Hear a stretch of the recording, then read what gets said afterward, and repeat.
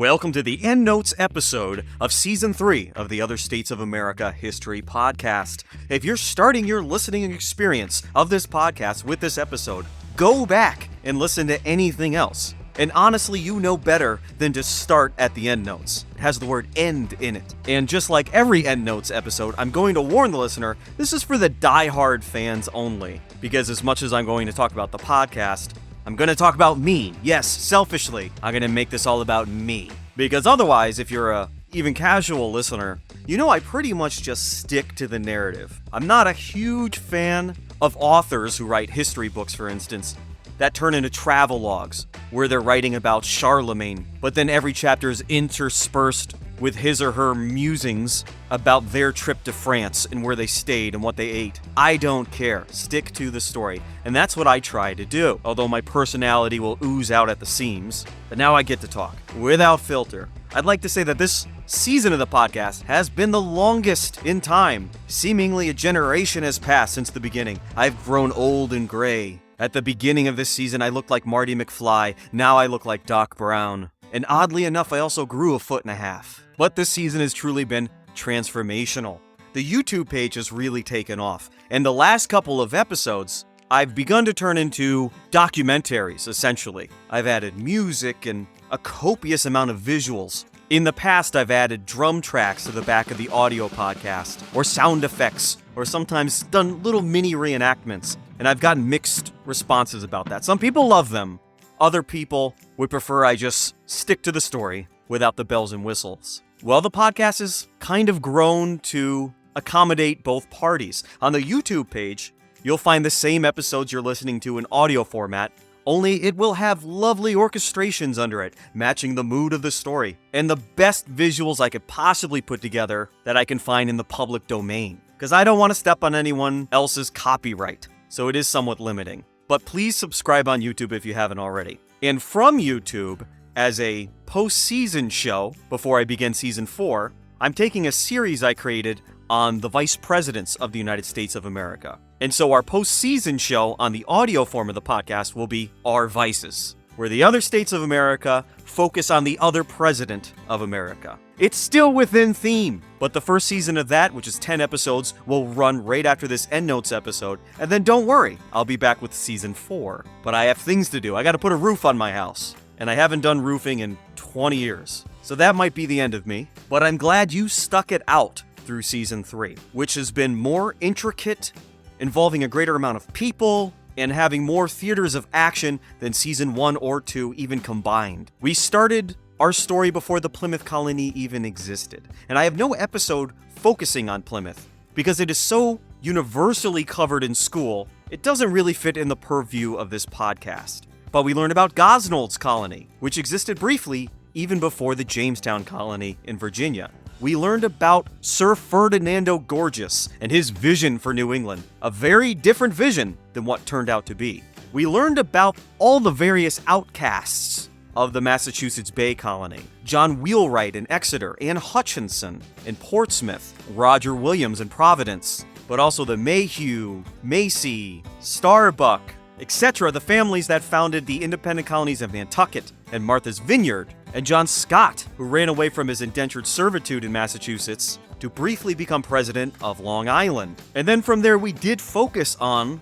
the Puritans of New England, but not those in Massachusetts or Connecticut. We learned about the most puritanical of the Puritans who lived in the New Haven colony. And we learned about the larger confederation that grew from cooperation between Plymouth, Massachusetts, Connecticut, and New Haven, the United Colonies of New England. Perhaps a precursor to the Confederation colloquially known as the United Colonies of America before July 4th, 1776. And from that point, we saw the English wave crash on the shores of New Netherland, the subject of our first season of this podcast, and we learned about the mostly fictional colony of New Albion, which was to be ruled by Catholic English knights in the New World, but was for naught. We learned about the 2 New Jersey colonies. We learned about New Netherland, and the entire series is engulfed by the Dominion of New England. With its fall, Plymouth disappears. Nantucket and Martha's Vineyard are absorbed by Massachusetts. New Hampshire is set free again. Maine continues to be a possession of Massachusetts. and then East and West New Jersey as separate colonies linger on for another 10 years or so, ending in our last episode with their unification. And so this season, combined with our other 2 seasons, told the backstory of Maine, New Hampshire, Massachusetts, Rhode Island, Connecticut, New York, New Jersey, and even a little bit of Delaware and Pennsylvania. And if you really think about it, then you'll know where I'm headed to next in Season 4. I'd like to thank a whole bunch of people at this point. My homies Andre Gentry, Eric Wegg, Effie Bernstein, always sharing my stuff on Twitter, now known as X, David Welker, who corrected my decades-old error of pronouncing Sir Walter Raleigh as Sir Walter Riley. He has also won a number of my book giveaways, because I give away nearly every book I use in the podcast on the Facebook page. Then there's my fellow podcasters, who I'd like to acknowledge Jack Henneman over at the History of the Americans podcast. He often beats me to my subjects.